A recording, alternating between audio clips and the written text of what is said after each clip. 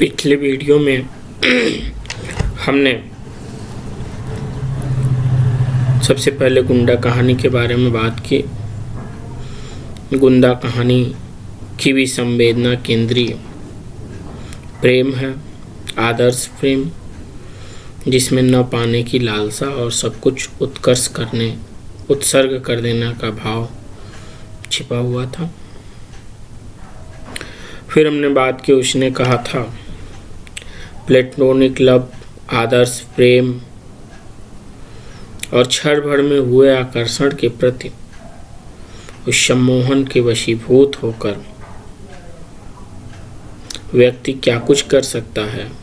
प्रेम का उदात्त रूप कितना उज्जवल और निर्मल होता है, यह इन कहानियों में देखने को मिला।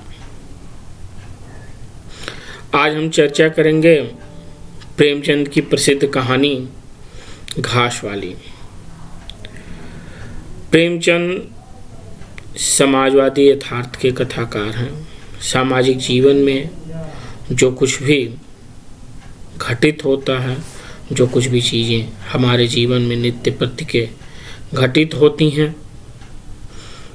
उनको वो तत्क्षण हमारे सामने रखने की चेष्टा रखते हैं। प्रेमचंद की सबसे बड़ी विशेषता यह है कि उनकी कहानियों का पाठ करते हुए आप कहानियों को जितनी बार पढ़ेंगे, उन कहानियों में एक नए तरह का सौंदर्यबोध, दायित्वबोध और भाषा संसार देखने को मिलेगा। कहानियाँ वहीं रहती हैं, लेकिन हमारी दृष्टि अलग अलग समय पे कहानी के अलग अलग पक्षों पर जाती है और फिर हम उस कहानी को नए ढंग से समझ पाते हैं। घास वाली कहानी दाम्पत्य प्रेम और एक निर्मल, निश्चल, निष्काम प्रेम पर आधारित कहानी है। जैसा कि हमारी समाज व्यवस्था थी, जो सामाजिक परिस्थितियां थीं, उन सामाजिक परिस्थितियों में महावीर और मुलिया की क्या स्थिति थी और कैसे वे जीवन यापन करते थे, इन सारी चीज़ों के बीच प्रेमचंद ने एक संदेश देने का काम किया है कि वास्तव में प्रेम त्याग है, समर्पण है, अपने स्व की लालसा से मुक्त होकर पर के लिए जीने की इच्छा है।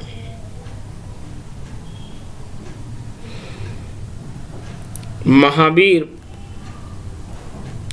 कहानी का नायक है, मुलिया है और चैन सिंह है। जैसा कि सामान्यतः जो कैरेक्टर चैन सिंह टाइप के लोगों का होता है, या जो हमारी समाज व्यवस्था थी ये कह ले,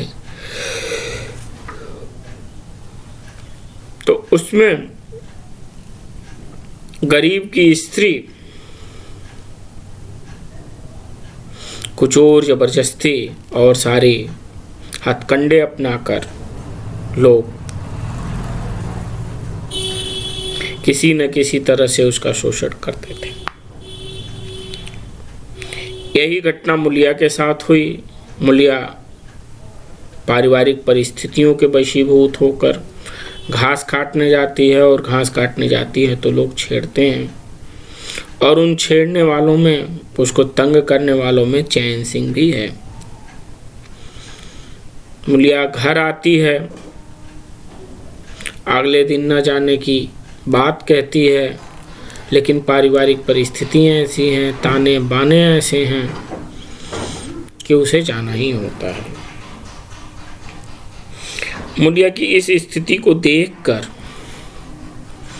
जो उसका पति है महावीर, एक दाम्पत्य प्रेम अपनी परिस्थितियों के कारण भी वो सोचता है, उसके बस की रहती, अगर उसका चलता तो वो मूलिया को अपने कलेजे में बसा लेता, आंखों में छिपा लेता। ये किसी को कलेजे में बसा लेना और आंखों में छिपा लेना अविधा में तो बहुत कुछ नहीं कहता है, लेकिन इसके लक्ष्यार्थ और व्यंग्यार्थ बहुत दूर तक जाते हैं। और ये वो लोग जो आँखों और कलेजे में बस जाते हैं, अपने अभिधार्थ को छोड़कर लक्ष्यार्थ और व्यंजनार्थ में, उनसे एक हमारा ऐसा तादात्म्य होता है, ऐसा संबंध होता है, जिस संबंध को भौतिक जगत, सांसारिक जगत से परे भी हम एक दूसरे के मनोजगत पे महसूस कर सकते हैं। कुछ इसी तरह का संबंध, आकर्षण चैन सिंह के मन में मूलिया के प्रति है। मूलिया के चैन सिंह के जो संवाद हैं, उसमें चैन सिंह लज्जित होता है और वो कहता है, मूला यह बात नहीं है, सच कहता हूँ, इसमें ऊंच नीच की बात नहीं, सब आदमी बराबर हैं। मैं तेरे चरणों में सिर रखने के लिए तैयार हूँ। चैन सिंह जैसे व्यक्ति जिस सामाजिक व्यवस्था में हम आते हैं, उस सामाजिक व्यवस्था में यदि चैन सिंह जैसा व्यक्ति मूलिया के चरणों में अपना सिर रखने के लिए तैयार है, तो हमें उस समर्पण को समझना चाहिए, आत्मा की ज्योति को समझना चाहिए, जो कहीं न कहीं चैन सिंह के मन में चल रही है, मूलिया के प्रति चल रही है। हो सकता है कि चैन सिंह के चरित्र या चैन सिंह का जो चरित्र है, उसको लेके हम अन्य तरीके की बातें कर सकते हैं, लेकिन मूलिया के प्रसंग में जो चैन सिंह का चरित्र है, एक महिला, वो भी समाज व्यवस्था में चैन सिंह उच्च वर्ग के और मूलिया निम्न वर्ग की महिला है, और वह मूलिया के चरणों में सिर रखने के लिए तैयार होते हैं। अभिधार्थ में आगे कहानी बढ़ती है और मूलिया बताती है कि अपने पति पे गर्व करते हुए, अपने दाम्पत्य प्रेम पर गर्व करते हुए कहती है,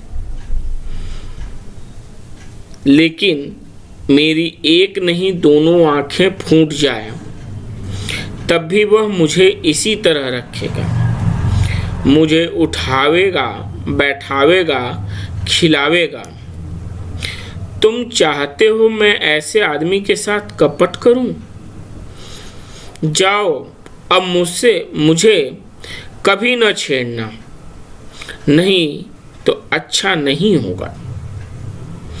आगे की प्रेमचंद की पंक्तियां हैं जो बड़ी ही गंभीर और बहुत ही संवेदनशील हैं, जिससे चैन सिंह का पूरा चरित्र ही बदल जाता है, या ये कहें कि उसके अंतर्मन में वह चरित्र बैठा हुआ था, जिसे मूलिया के शीतल झोंकों ने बाहर एक फलक पर ले आके रख दिया। प्रेमचंद लिखते हैं, जवानी जोश है, बल है, दया है, साहस है, आत्मविश्वास है, गौरव है और सब कुछ जो जीवन को पवित्र, उज्जवल और पूर्ण बना देती है।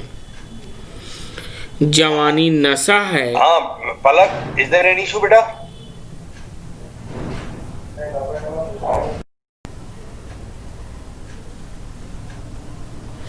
माफ करिएगा, कुछ व्यवधान हो गया था। जवानी नशा है, घमंड है, निर्दयता है, स्वार्थ है, शेखी है, विषय वासना है, कटुता है और वह सब कुछ जो जीवन को पशुता, विकार और पतन की ओर ले जाता है।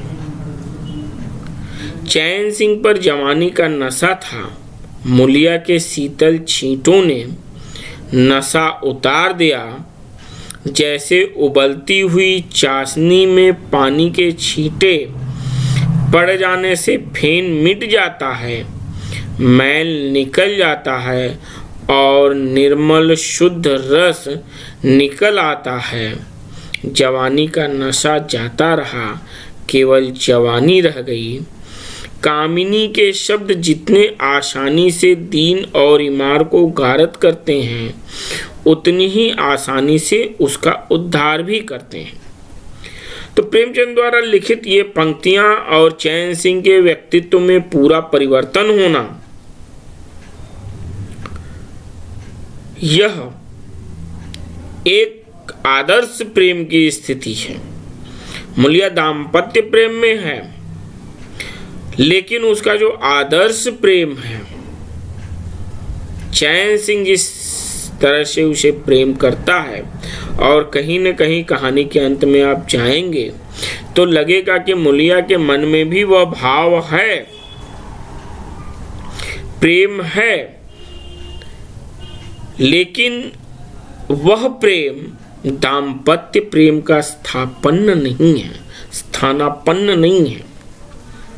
दाम्पत्य प्रेम की अपनी अलग स्थिति है और प्रेम की अपनी अलग स्थिति है।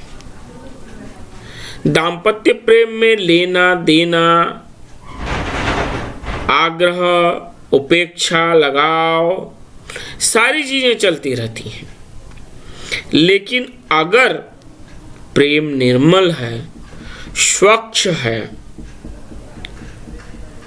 तो वहाँ पे इन सारी चीज़ों की ज़रूरत नहीं होती। और मूलिया से प्रेम के संबंध के बाद चैन सिंह का पूरा व्यक्तित्व ही बदल जाता है। वह अपने खेत में काम करने वाले मजदूरों से भी बड़े अच्छे से पेश आता है, दयालु हो गया है, गंभीर हो गया है, सहनशील हो गया है और इस चीज को देखकर लोग आश्चर्यचकित होते हैं। कहानी के अंत में जो चीजें हैं उनको जब आप समझेंगे तो उन सारी चीजों को समझने के बाद ये लगेगा कि ये एक स्वच्छ, निर्मल प्रेम किस तरह से व्यक्ति को मोक्ष की अवस्था में प्रदान करता है, यह भी देखा जा सकता है इस कहानी को। जब बाजार में मूलिया घास बेचने जाती है और लोगों से वह अपनी बातें करती हैं, मोल तोल करती है, कोई उससे दिल लगी करता है, कोई उसको घूरता है और कोई हंसता है, ये सारी चीजें देखकर चैन सिंह को क्रोध आता है और वह सोचता है इन दुष्टों को जूतों से पीटे। सब के सब कैसे उसकी ओर टकटकी लगाए ताक रहे हैं, आंखों से पिए जाएंगे। और मूलिया यहाँ कितनी खुश है, न लजाती है, न झिझकती है और न ही दबती है।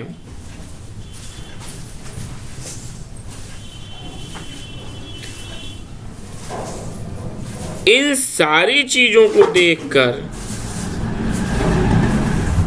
चैन सिंह के मन में जो चीज आती है वह विस्मित करने वाली है और फिर अंत में चैन सिंह सड़ी संभालता है, महावीर को अपने वहां नौकरी पर लगता है और फिर एक अंत जो कहानी की होती है, मूलिया आती है और हाँफते हुए कहती है कि कई दिन से तुमसे मिलना चाहती थी, आज तुम्हें देखा तो दौड़ी। अब मैं घास बेचने नहीं जाती। चैन सिंह ने कहा, बहुत अच्छी बात है। क्या तुमने मुझे घास बेचते देखा? हाँ, एक दिन देखा था। क्या महावीर से तुमने सब कह डाला? मैंने तो मना किया था। मुझसे वह कोई बात नहीं छिपाता। दोनों एक क्षण चुप रहे, कोई बात नहीं सूझी। एकाएक मूलिया ने मुस्कुराकर कहा, यहाँ तुमने मेरी बाँह पकड़ी थी। चैन सिंह ने लज्जित होकर कहा, उसको भूल जाओ। मुझ पर न जाने कौन सा भूत सवार था। मूलिया गदगद कंठ से भूल जाऊं बोली, उसे क्यों भूल जाऊं? उसी बाँह गहे की लाज तो निभा रहे हो। गरीबी आदमी से जो चाहे करवाए, तुमने मुझे बचा ले गया। फिर दोनों चुप हो गए। जरा देर जोर देकर मूलिया ने कहा, तुमने समझा होगा मैं हंसने बोलने में मगन हो रही थी। चैन सिंह ने बलपूर्वक कहा, नहीं मूलिया, मैंने एक क्षण के लिए भी नहीं समझा। मूलिया मुस्कुराकर बोली, मुझे तुमसे यही आशा थी। यहाँ कहानी खत्म होती है, लेकिन कहानी में जो संवेदना है, जो प्रेम है मूलिया और चैन सिंह के बीच में, वह प्रेम उनकी सामाजिक परिस्थितियों के बाधे नहीं आता। वह प्रेम का उदात्त रूप है कि एक बार और सिर्फ एक बार चैन सिंह मूलिया की बाँह पकड़ता है और उस बाँह गहे की लाज कितने लंबे समय तक निभाता है। प्रेमचंद की कहानी को मैं तो चाहूंगा कि जो लोग मेरे इस चैनल के माध्यम से इस कहानी को सुने हैं, बहुत सी चीजें छूट गई होंगी, लेकिन एक बार आप कहानी को पढ़िए और दाम्पत्य प्रेम और आदर्श प्रेम के भेद को समझिए। दाम्पत्य प्रेम की अपनी एक सीमा है, लिमिटेशन है। आदर्श प्रेम समर्पण पर निर्भर होता है। दाम्पत्य प्रेम परस्पर सहयोग पर निर्भर होता है। जब हम दाम्पत्य प्रेम में बंधते हैं तो एक दूसरे का सहयोग करना, जाने हुए अनजाने हुए, चाहते हुए न चाहते हुए, हमारी मजबूरी होती है। बहुत बार ऐसी भी चीजें होती हैं दाम्पत्य प्रेम में कि दोनों जीवन साथी उस चीज को नहीं करना चाहते हैं, लेकिन फिर भी दाम्पत्य जीवन सामाजिक मर्यादाओं की ऐसी विडंबना होती है कि उन्हें वो सारी चीजें करनी पड़ती हैं। लेकिन जो प्रेम का निर्मल स्वरूप है, चाहे वो हम प्रसंग ननकू सिंह और राजमाता के संदर्भ में लें, चाहे वह संबंध हम मूलिया और चैन सिंह के संदर्भ में देखें, चाहे वो संदर्भ हम सूबेदारनी और लहना सिंह के बीच में देखें, यहाँ आत्मोत्कर्ष की भावना है, स्पर्श मात्र की आकांक्षा नहीं है।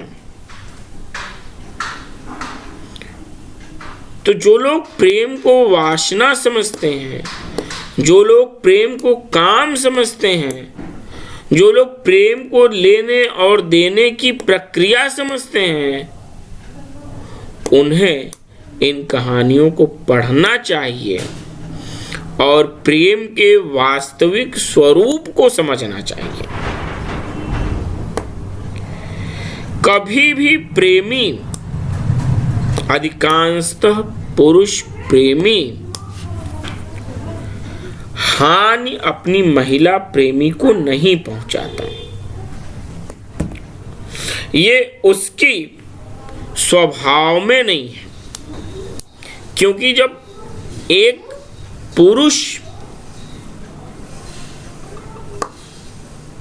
प्रेम करता है तो उसके प्रेम में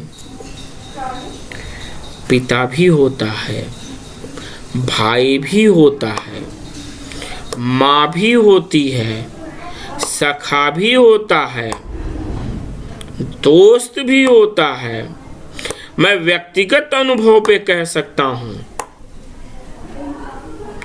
कि व्यक्ति जिससे प्रेम करता है वो उसके प्रति एक माँ की विह्वलता भी रखता है। अपने प्रिय के सामान को संजोने के लिए जैसे माँ अपने बेटे के लिए गठरी बांधती है, खाने बनाती है और खाने में चीजों को चुन चुन कर बनाती है, उसी तरह एक पुरुष जब प्रेम करता है तो जब उसके अंदर का मातृत्व जगता है, जब उसके अंदर का भातृत्व जगता है, तो वो सब उन भूमिकाओं से होते हुए गुजरता है।